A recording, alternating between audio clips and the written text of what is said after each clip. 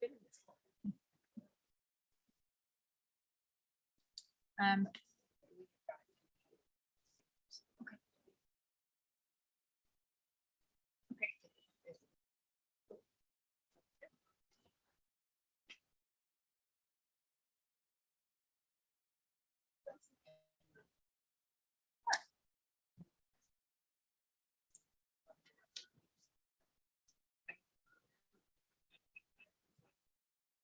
Maybe with the, it's going on. Yeah. Actually.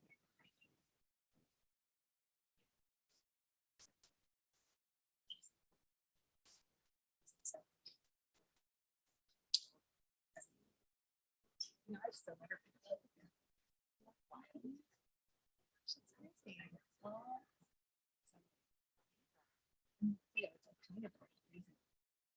It's very regimented. Yeah. Like, it worked. Okay, I'll keep you. I know you're busy, but I'll keep you in mind. So the nice thing is, it's usually like a week out. Well, you only have 15 minutes. Yeah. But then sometimes, yeah, no, for sure makes sense.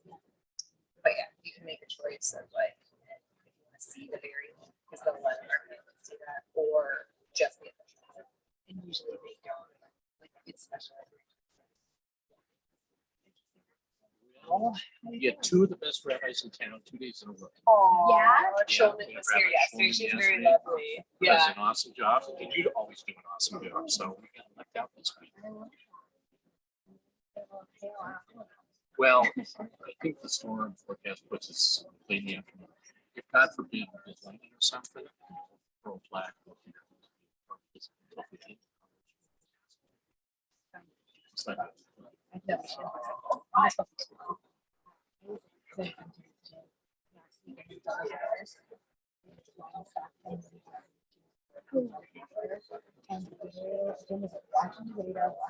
Right. This guy just drove. It did not pass us. Oh no. Yeah. It was wild. Like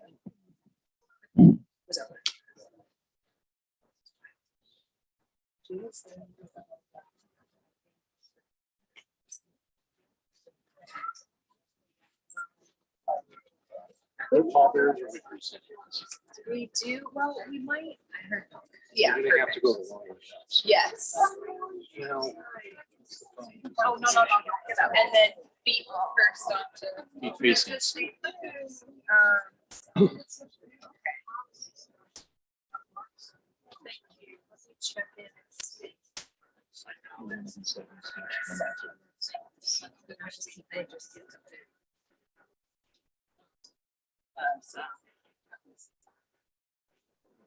mean, it's so silly sometimes.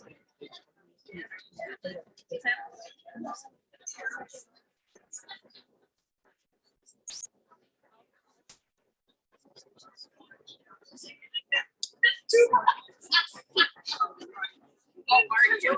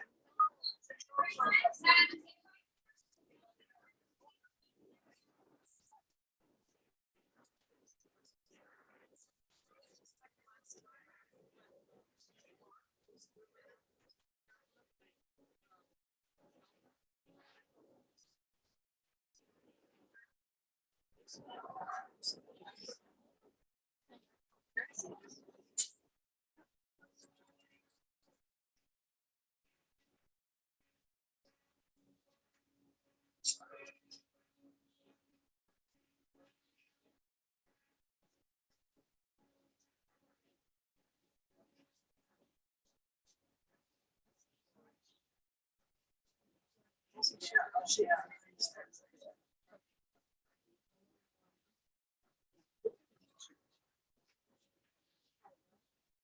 I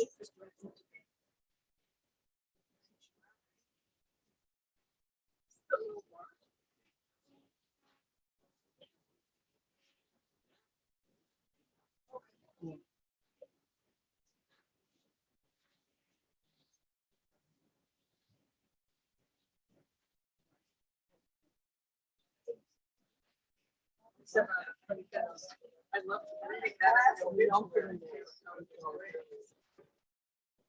Yes, yes.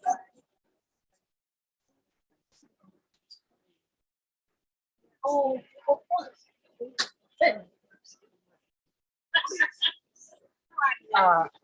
You want to see? So.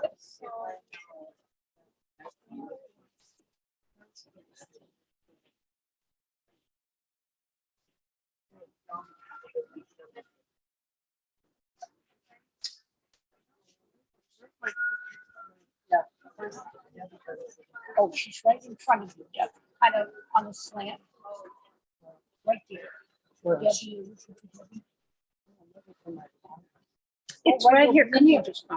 Oh, Linda, thank you, honey. Here it's beautiful. I'm looking for my pop, but where's my pop?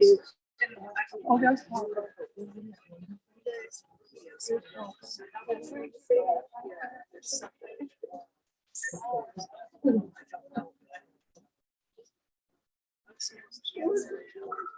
Yeah.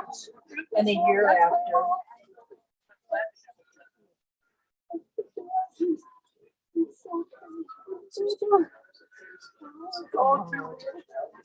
Thank you for finding my pop. I thought it was going to help. This is just. So beautiful, isn't it? Yeah, it really is. And yet the rest of it. Yeah, you know.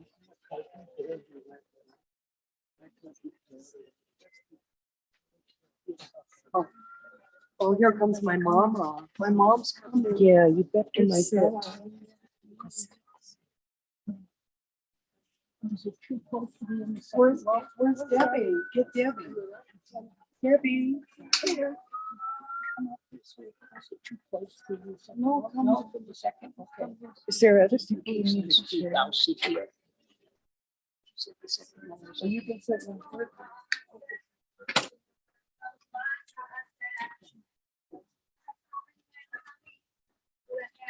Now, as we have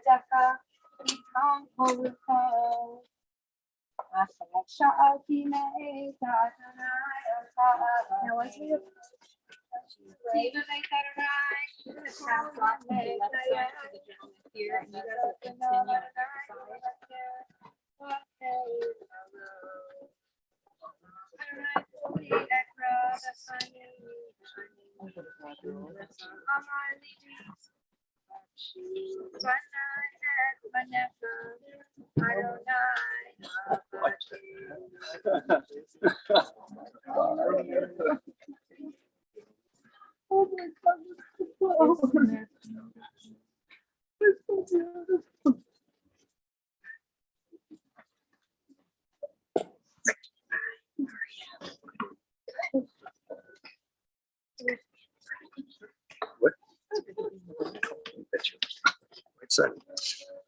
Hello and welcome to this sad moment. We have the opportunity and the obligation today to say goodbye to Marion, knowing that, and I don't always believe this, I don't always say this, but it turns out 99 years was not enough with Marion. And so what a life we hold in our hearts today.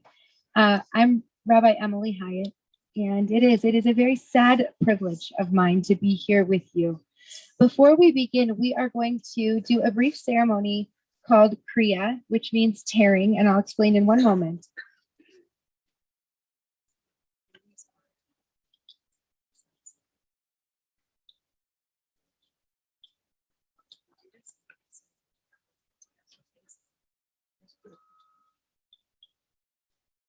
In Jewish tradition, we begin the process of burying a loved one with this ceremony called kriya or tearing. And there's a couple of reasons why we tear. We tear because we're physical people and we're heartbroken. And when we are sad, sometimes it helps to do something physical to, I don't know, represent our pain. We tear because this is a tear in the fabric of a lot of lives, certainly in your lives. And we represent that change. And we also tear because it changes the status of the mourners.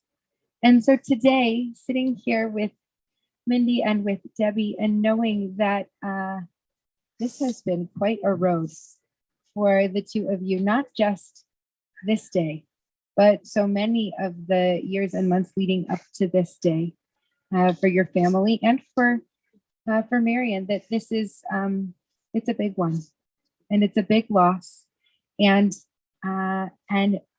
you have cared for her. We now care for you, and so we tear to signify that change in your status, and hopefully all of those who are here will join me in hoping that we can indeed care for you. And so we're going to say some words, and then in between them we'll do just a little rip on that ribbon. So I'm going to ask you to repeat after me. Adonai Natan, Adonai Natan, Adonai Lakach, Adonai Lakach, Yehi Shem, Yehi Shem, Adonai Mevorach. Adonai Mevorach. And that means God gives and God takes away. Blessed is the name of God. And for hearts that are torn, we perform this act of tearing. You can go ahead and tear your ribbons. And just, quarter of an inch is okay. Half an inch, yeah, that's good. And then we say Baruch, Baruch, Dayan, Dayan, Ha'emet, Amen. which means blessed are you, Adonai, our God, who is the judge of truth. And with that, we begin our service, our ceremony today. For those who might need, there are a couple of chairs if you would like to sit down. Certainly it's hot, but not as hot as it could be. And if you need water, please just let us know. We know that it can be a lot to stand here in a moment of sadness, that the heat feels different when you're doing this work. There's three parts of a Jewish funeral. The first thing that we're going to do is prepare ourselves for the hard work of saying goodbye. We do that with psalms and songs and poems. The second thing that we do is tell the story of our loved one. We cannot tell the story of a life until that life has reached its final moments. And so we have the obligation and the opportunity today to tell the story of Marion's life, all 99 of those amazing years. And then the third thing that we do is say goodbye to her physical presence here with us. And we do the hard work of burying her. And so I want to start with a poem, one that is certainly beautiful in our tradition, but that means something a little bit different when you have so many years to think about. Birth is a beginning, and death is a destination. And life is a journey from childhood to maturity, from youth to age and innocence to awareness, ignorance to knowing, and foolishness to discretion, and then perhaps to wisdom. From weakness to strength, or strength to weakness, and often back again. From health to sickness and back, we pray to health again. From offense to forgiveness and loneliness to love. From joy to gratitude and pain to compassion. From grief to understanding.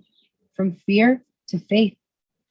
From defeat to defeat to defeat, until looking backward or ahead, we see that victory lies not at some high place along the way, but in having made that journey stage by stage, a sacred pilgrimage. Birth is a beginning and death is a destination, and life is a journey, a sacred pilgrimage to life everlasting. And with that in our minds, we turn now to the words of Psalm 23, which is a psalm that we say in all kinds of faiths when we are in a moment of heartbreak. And probably you will recognize the famous line from it that says, "When I walk through the valley of the shadow of death, I shall fear no evil, for you are with me."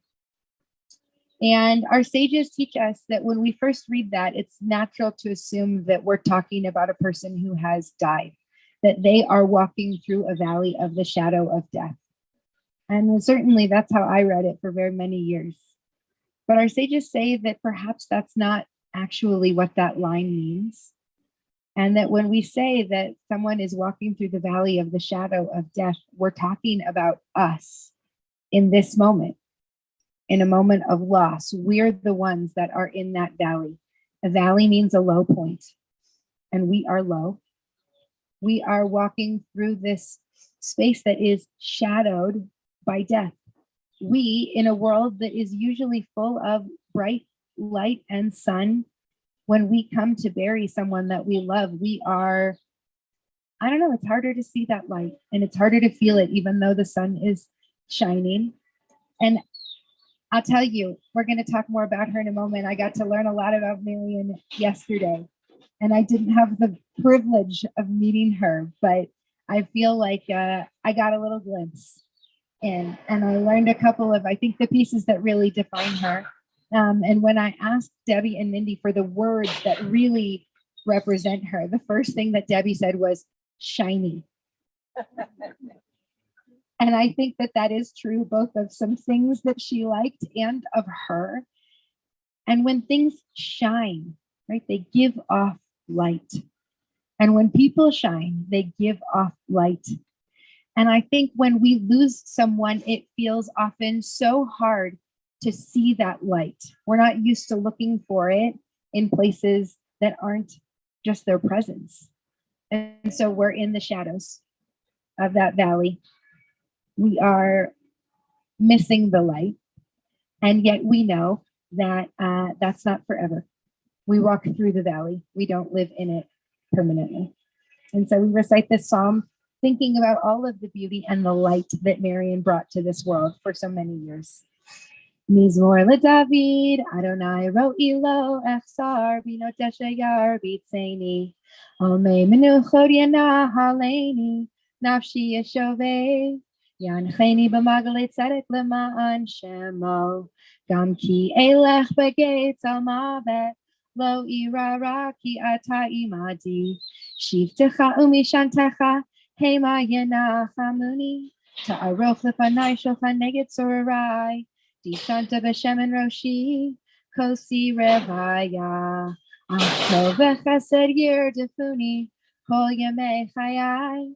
V'shavti b'veit Adonai, le'orech yamim. God is my shepherd, I shall not want. God makes me lie down in green pastures. God leads me beside still waters and restores my soul. You lead me in right paths for the sake of your name, and even when I walk in the valley of the shadow of death, I shall fear no evil, for you are with me. Your rod and your staff, they comfort me. You have set a table before me in the presence of my enemies.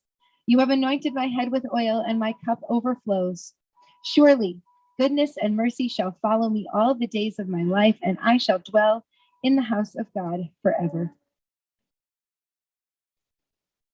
And I have one more poem to share with you that, again, the way that you talked about Marion just brought into my mind the way that she existed in the world and the gifts that she brought. This is called Give Me Away. When I die, give what's left of me away to children and old men that wait to die. And if you need to cry, cry for your brother walking the street beside you. And when you need me, put your arms around anyone and give them what you need to give me. I want to leave you something better than words or sounds. So look for me in the people I've known or loved. And if you cannot give me away, at least let me live in your eyes and not in your mind. You can love me best by letting hands touch hands and by letting go of children that need to be free. Remember, love doesn't die. People do. So when all that's left of me is love, give me away. And so we move now into the story of Marion's life. And we have the opportunity to tell this story because, again, this is what she left us, is her story and her legacy and the lessons that she had to teach. And we know that love doesn't die, people do. And that the love that we have for the people who have made a difference in our lives, that lives in our hearts, in the lessons that they have taught us and in the stories that they have told us. And so as we walk through the rest of our lives, we know that we do it with their lens. And so we tell these stories to make sure that that lens, that legacy and those lessons, that they stay with us. And so there are a number of people that are going to help to tell this story today. And so I'm going to first call up Andrea, who is a close friend of Marion.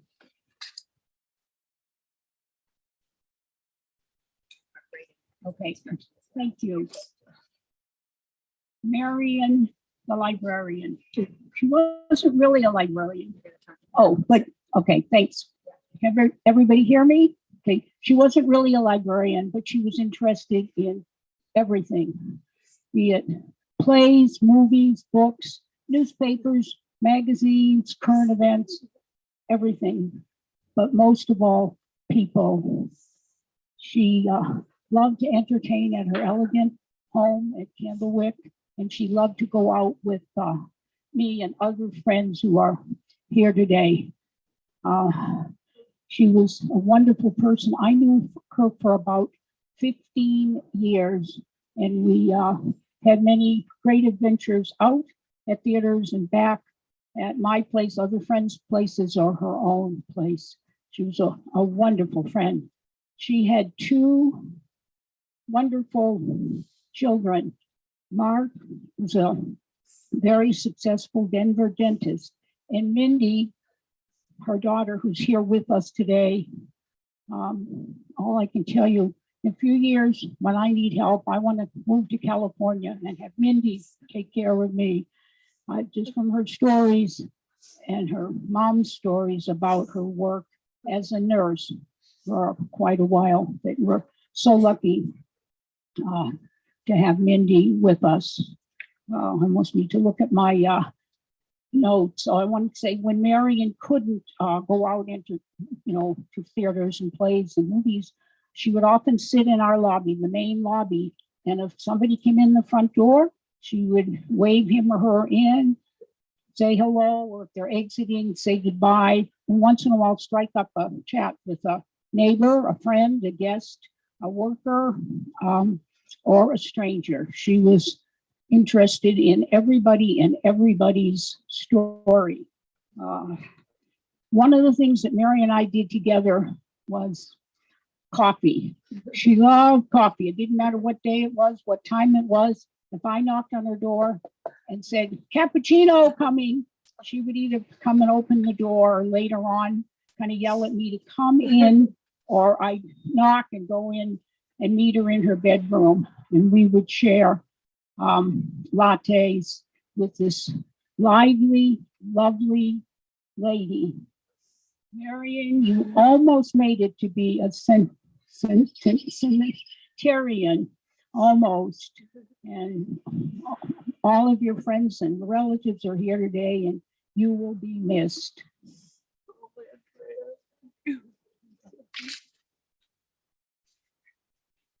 Thank you so much. I'm going to call Anna up.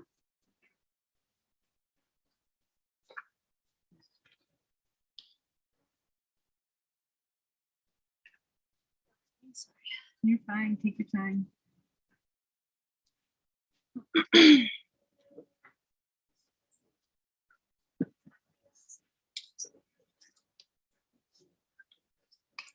Okay, thank you.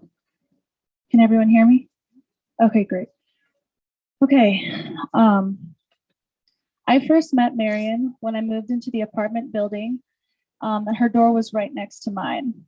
Her front door was wide open, which was strange to me. So as a curious individual as I am, I knocked on the door and yelled, "Hello, anyone there?"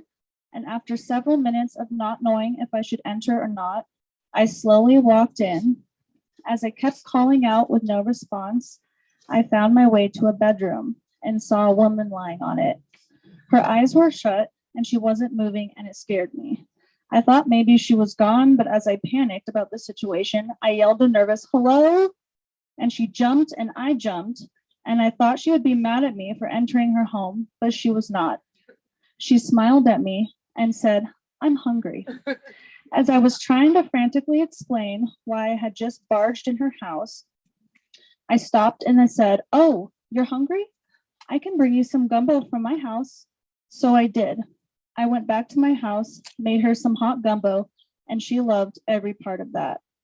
I stayed with her for a while and then left. But day after day, I came to visit Marion. Each time I came over, we would talk for hours about the details of our lives. And one of the questions she asked me was what I love to do for fun. So I told her about my love for music and that I enjoy going to festivals and concerts.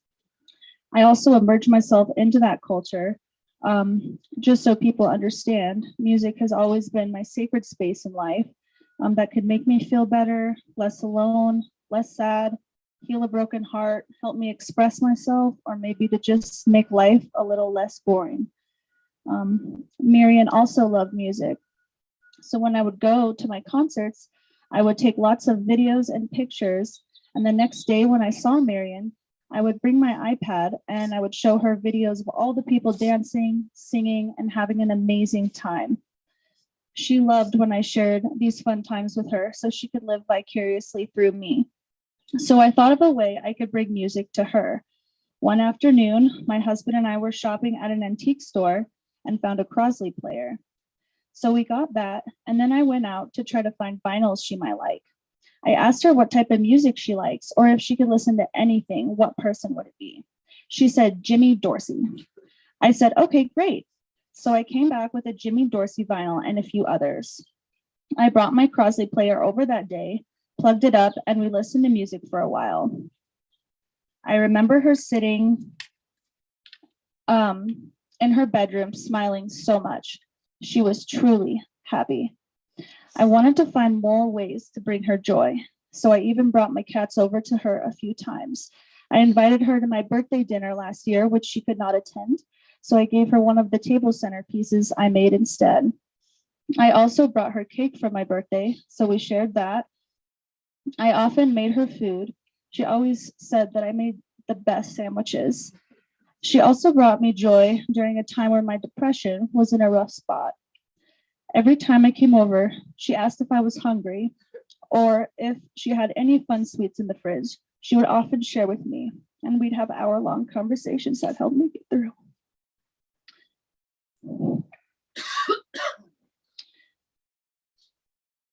Sorry. Marion was 99 years old, but at heart, she couldn't be more than 27. When I had to leave for the day, we would hug. Thank you. When I had to leave for the day, we would hug and she would kiss me on my cheek, hold my hand, and thank me for everything I ever did for her that day, when really, she did more for me than most people have. Age and people has never really mattered to me as far as who I became friends with. To me, she wasn't just some old lady. She was my friend. I know Marion had little energy and got tired easily, but she sure did put in all of her energy in spending time with me, and that meant everything.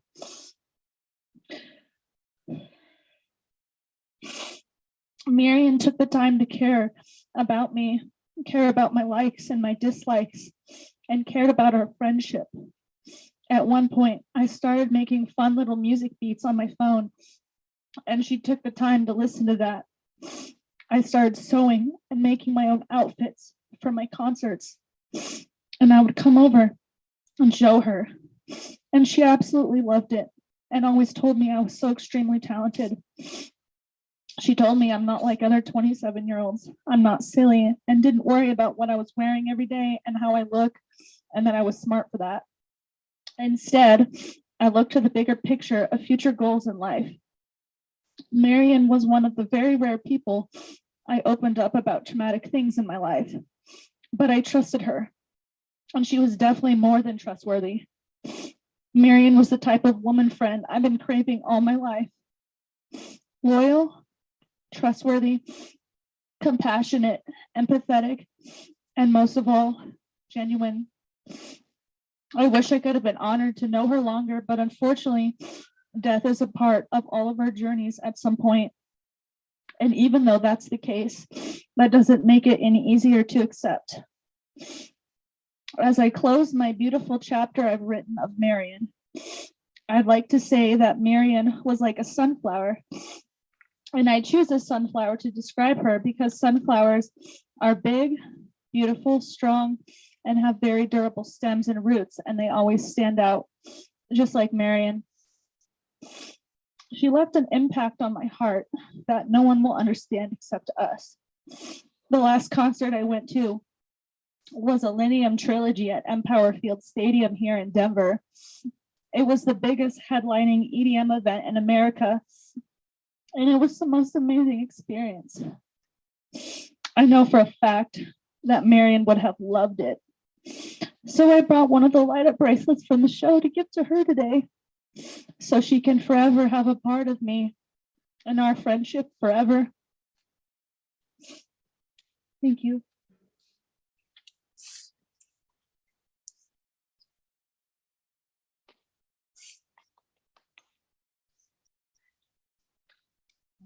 You're at Mindy. Mindy? I'll try. Okay, I got you.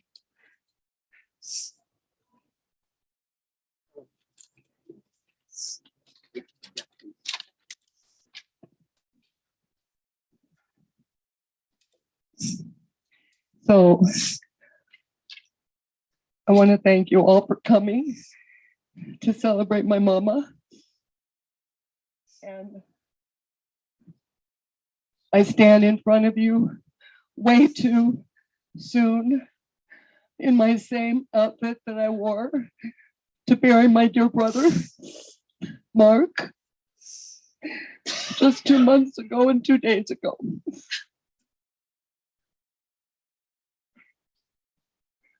May his blessing be in all of us, to my dear brother, Mark. How does a daughter say goodbye to her mother? There is nothing more sacred and pure than a mother's love. It's unconditional, and there's nothing that will ever take its place. I know my mom loves me, and she's my angel now. I got things to say. I got more to say.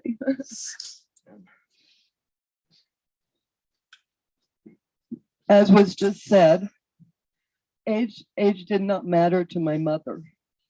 She was always young in her spirit.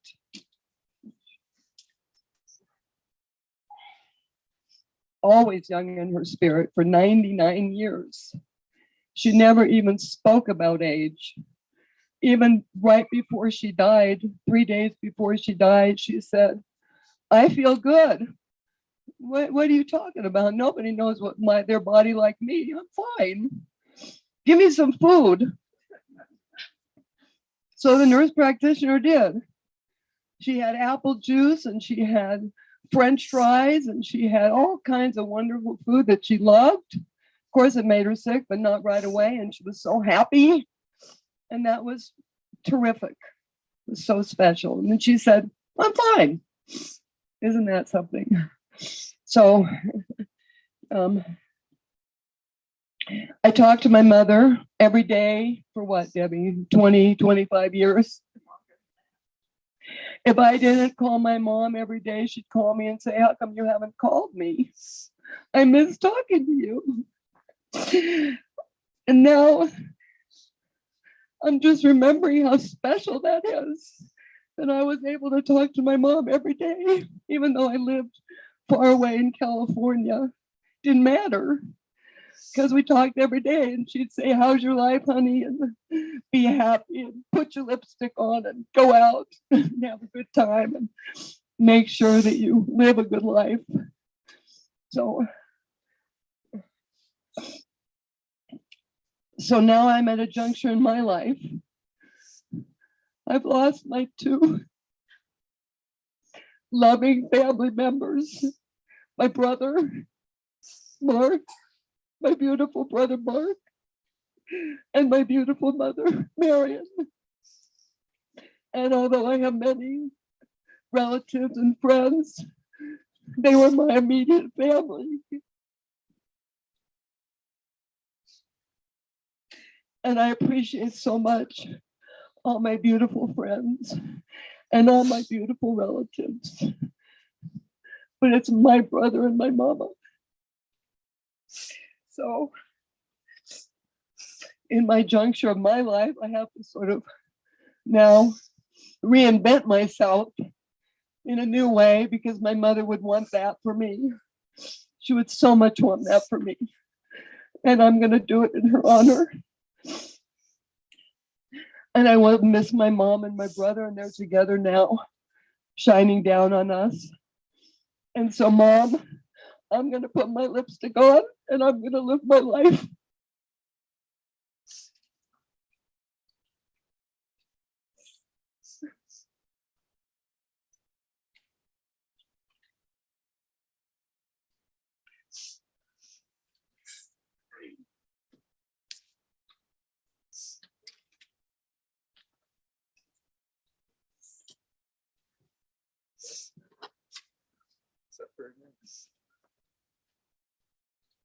So when I first started asking Mindy and Debbie about Marion, the first thing they did was show me a picture, because I think it's sometimes easier to see than it is to describe. And so I saw this picture of Marion, and they started talking about her. And pretty quickly in the conversation, they told me that one of the most important things, among others, which we'll talk about, but one of the most important things in her life was that she was a pretty serious mahjong player. And it just so happens that I spend a lot of time with a lot of mahjong players. And I've never learned how to play, though I'm sure at some point I will get roped into it. Everybody calm down. It's coming. But when you think about mahjong, there are some lessons actually that we learn from the game. And as I was thinking about them, because I have been told so many times why a person would play and what that means. And so there is an author who wrote a little article called "Here are the 5 things I've learned by playing mahjong." And they were 5 perfect things that I think Marion would teach. So here's the 5 things. Number 1, it's just a tile. It's just a tile. And I think this idea of Marion's life and the way that she lived it and the way that she was ready for anything, and her perspective on getting through the hard moments in life very much relates to this idea that we should do the things in our lives that make us feel joy, that we should have the things that make us feel joy, that we should be with the people that make us feel joy. And as I think it says on your programs, put on some red lipstick and pull yourself together, right? That anything can be overcome. And I think that was a part of her story and the way that she lived her life. But that's not to say that anyone would be flippant, because the second lesson of mahjong is that you have to commit. That even if you aren't happy with the hand that you've drawn or the tile that you have, that there are commitments that a person makes to a play or to the way that the game goes. And Marion, I think, was a deeply committed person. I understand that she was quite committed to her family from the very beginning, that she was a pea in a pod with her sister for very many years. I saw that picture too. And that kind of commitment and that kind of love that a person has for the things that they hold close to them, to family, to interests, to hobbies, and to people. That kind of commitment defines staying power. It defines the impact that a person can have on a life. The third lesson of Mahjong is play the hand you're dealt. That you have to play the hand you're dealt. And as I heard a little bit about Marion's biography, I thought, yeah, this is absolutely true. That she passed away just 4 months shy of her 100th birthday. Marion was born and raised in Philadelphia and grew up very close to her sister. She met her future husband, Sid, while he was in the service, and they moved to Denver in order to raise a family and be nearer to his family. And that Marion was the most committed mother to her two beautiful children, which we heard a little bit about, to Mark and to Mindy. I learned that Mark and Mindy shared a bedroom for a very long time until they could not stand one more moment of it, but lasted long enough to be able to then grow up and grow out of that space. I learned that Marion traveled a great deal back and forth to the East Coast, always going to the Jersey Shore to Atlantic City with her mother and her cousin Lynn and her sister Claire. And that was a really important part of their life and their year. And we know that Marion played the hand that she was dealt, and that she lost Sid much earlier than anyone would have anticipated. And there he is. And that she got sort of magically and miraculously a second true love in her life, which maybe is a product of playing the hand you're dealt, of committing to life, whatever it looks like. And she met Phil, and they lived another whole beautiful story together throughout very many years. The fourth lesson of Mahjong is spread the love, which is why I'm under so much pressure to learn how to play. It's because people who love Mahjong want to bring other people into it, want to share it with other people, want to teach and want to do it in community. And one of the pieces of the Marion story, which is so beautiful, is that she, I think that she really, her relationships defined her. That she, in her optimism and positivity and her brightness, all of that, I think, was a product of her ability to be with other people and to be in so much friendship and to be so close to so many others. That she loved her family, certainly, that she loved her friends, that she loved all kinds of people who came into her life in the most unexpected of ways. And that keeps a person grounded and keeps a person present in the world. One of the things that you told me about, which I loved, is that she was always ready. She was always ready.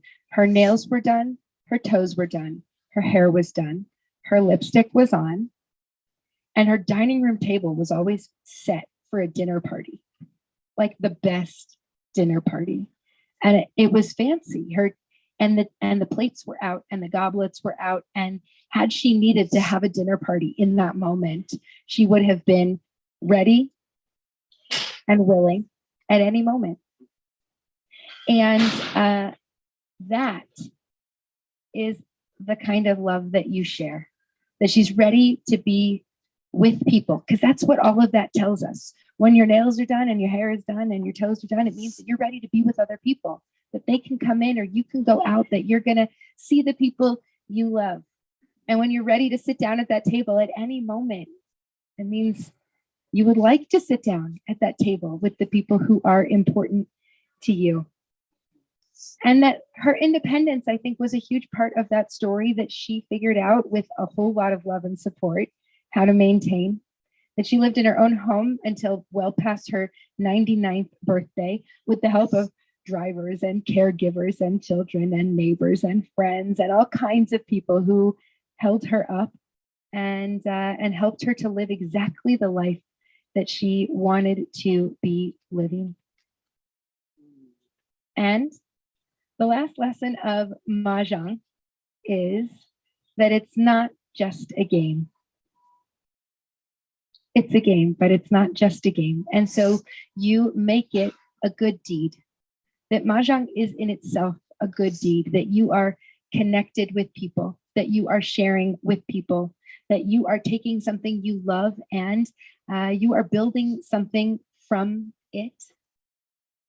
And so I can just imagine what it must have been like and what it must have felt like to have experienced Marion in real life, to have experienced all of those things that made her who she was, the antique shopping and the antique collecting and the having of all of those beautiful shiny things around her as she was beautiful and shiny, that she was deep, a deep thinker, a deep understander of things, that she was honest and well educated and well informed about what was going on in the world, that she was modern and an individual, that she was optimistic and hopeful about everything. And what it must have been like to sit with her, to eat a meal, whether that was fancy dinner party meal or gumbo with a stranger that won't be a stranger for very long, or I understand McDonald's hamburgers were a really important part of this story. And to be able to live in those moments with her and to live fully. And so I think that those lessons of those games, the lessons of the moments and the lessons of her life are to just live it, to be in it, and to be ready for whatever it brings you, which is not always the happy. I think it also includes the heartbreaking. And I imagine that when you think about scar tissue and how strong it is, how it's like a different kind of skin. And you imagine that Marion's heart broke a number of times in her life. And so how strong she was from having healed from all of those moments and still to the end, you know, wearing red lipstick, hair done, nails done, toes done, table done, ready for anything, ready for a moment of joy, and all of the things that brought her joy. And more than anything, I think that that is a lesson that we can take with us in this space. We learn a lot when we look at gravestones and headstones. And often, though not as much in when they're stacked, you see that in between the date of birth and the date of death of a person that we love is a dash. The whole story is in that tiny little dash in between the day that they were born and the day that they died.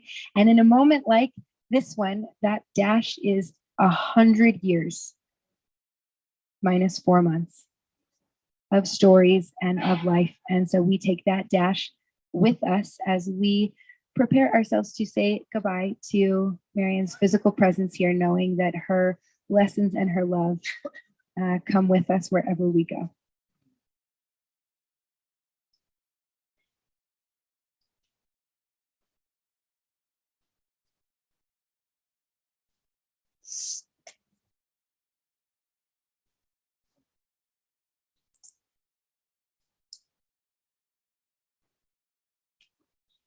Adonai Natan Adonai Lakafi Shem Adonai Mevorah Baruch atah Adonai Eloheinu melech haolam, asher yatzar etchem b'tuvo, v'heinit etchem b'din.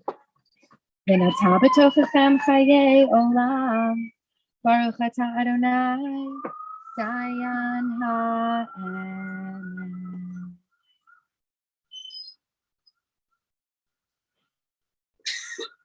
In just that briefest of moments, we have changed our space because Marion has gone from being above ground, of pending, right, to being ready to truly be laid to rest. And in a moment, I'm going to invite you to participate in a Jewish tradition that is perhaps the most beautiful thing that we do, and also perhaps one of the hardest things that we do in Jewish tradition. And that is that we help physically, literally, to bury our loved ones.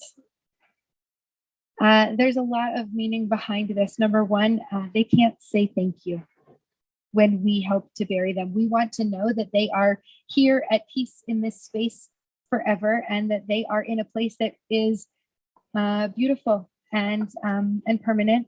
And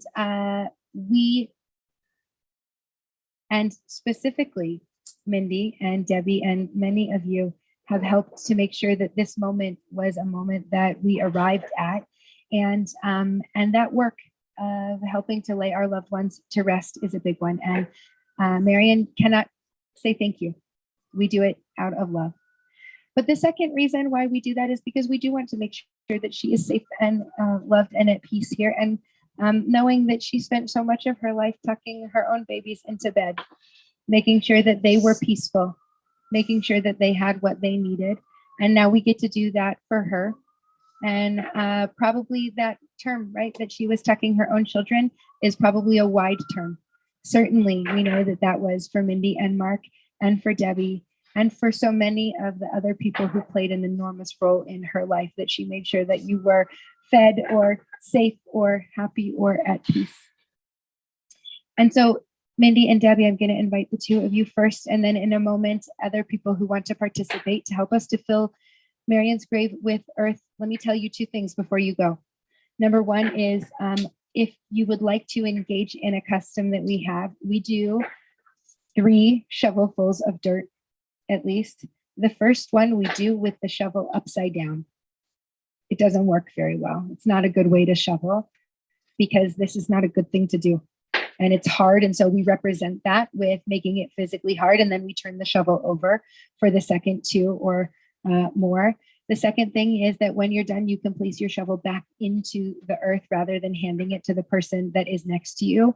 Every person has their own grief, and we don't obligate others or pass our grief to others in a moment when we each get to feel exactly what we need to feel. So we're going to take a moment. I'll invite Mindy and Debbie to begin.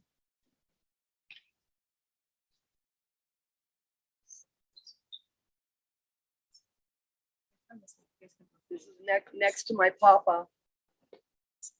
My papa's here.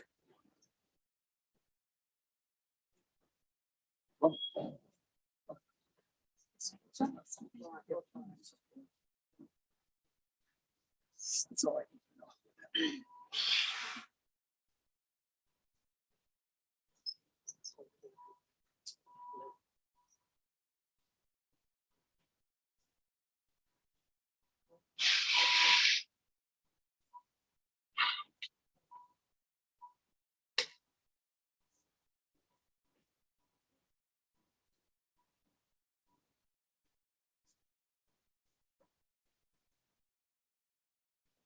Any other family that wants to participate, and then we'll invite anybody else up that wants to participate.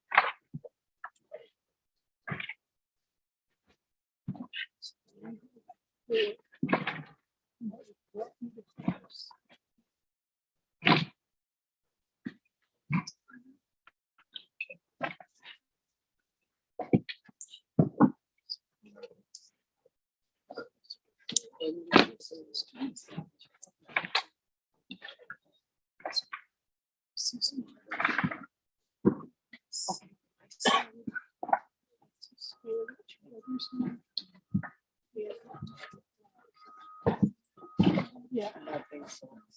It's interesting. You can ask the rabbit. You can ask. I know. If she's okay.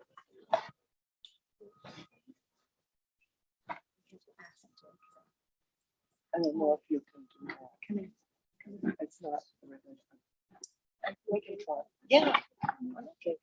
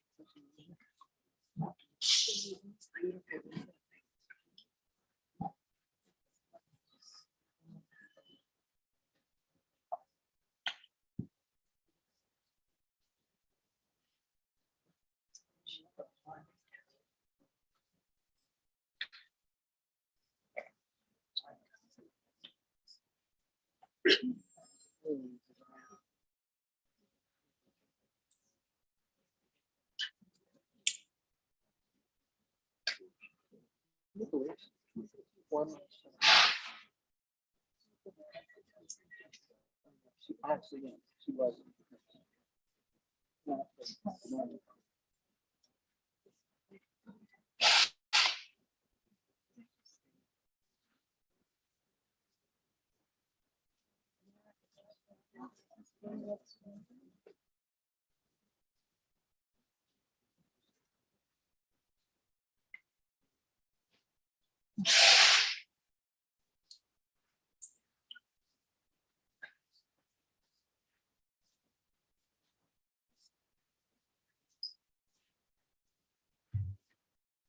Anybody else that wants to participate? Now's your moment. And there's flowers here also, if that is more comfortable for you, if you'd like to put a flower.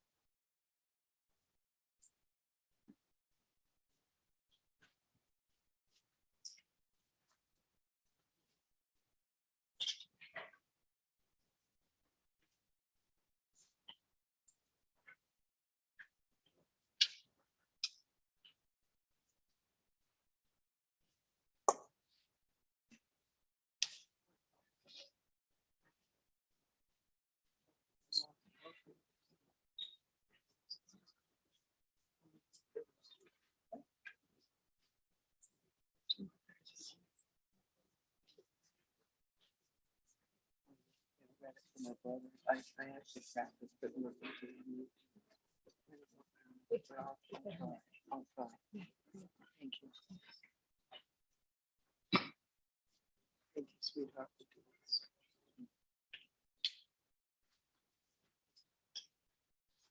We rise as we are able for our memorial prayer.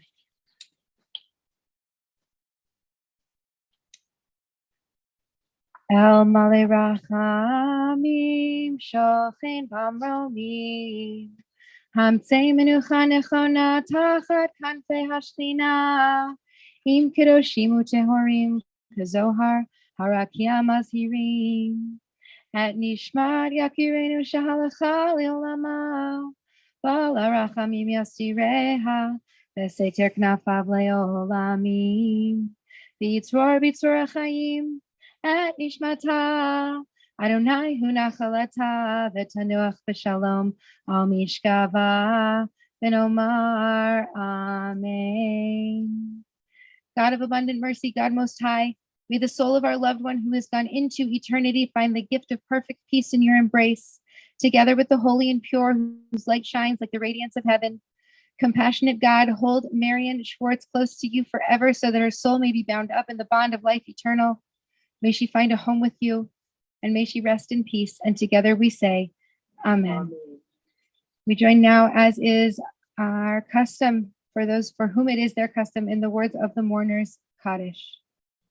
Yitgadal v'yitgadash shemei Rabbah, ve'alma divrach yirutei v'yamlich malchutei, v'chayechon u'v'yomechon u'v'chayei dechol beit Yisrael, v'agala u'v'zman kariv v'imru amen. Yehi shmei Rabbah mevorach leolam uleomei amaya. Yitbarach v'yishtabach v'yitpa'ar v'yitromam v'yitnaseh. V'yithadar v'yitaleh v'yithalal shemei dekudesha brichu. Le'ela min kol birchata v'shirata tushbechata v'nechemata ta'amiran be'alma v'imru amen. Yehi shlama Rabba min shemaya v'chayim aleinu v'al kol Yisrael v'imru amen. Oseh shalom v'imromav hu ya'aseh shalom aleinu v'al kol Yisrael v'imru amen. May the one who makes peace on high make peace for us and for all of Israel. And we say together, Amen.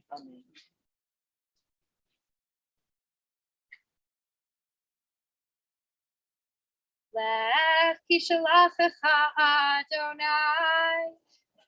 Go your way, for God has called you. Lech Adonai hiya imah. Go your way, and may God be with you. V'halach lefanecha tzidkecha, kevod Adonai yaspecha. May your righteousness go before you, and the glory of God receive you.